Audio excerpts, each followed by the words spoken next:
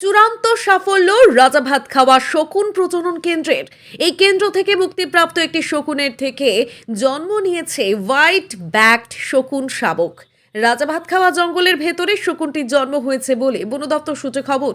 বক্সা ব্যাঘ্র প্রকল্পের আধিকারিকরা মনে করছেন এই শকুন প্রজনন কার্যক্রম পরবর্তীতে ব্যাপক সাড়া ফেলবে। N3 এবং P6 নামে বন্দি প্রজনন করা সাদা ব্যাকড শকুন 2023 সালের নভেম্বরে সফলভাবে একটি বাসা তৈরি করে। এরপর জন্ম হয় শকুন শাবকের। রাজাভাত খাওয়া শকুন সংরক্ষণ এবং প্রজনন কেন্দ্র গত 3 বছরে স্যাটেলাইট ডেটার সাহায্যে মুক্তিপ্রাপ্ত শকুনদের জন্য সক্রিয় পর্যবেক্ষণ ব্যবস্থার মাধ্যমে 61টি হোয়াইট ব্যাকড শকুনকে বনে ছেড়ে দিয়েছে। এরপরেই প্রজননের খবর সামনে আসতেই উচ্ছ্বসিত বনকর্মী এবং আধিকারিকরা।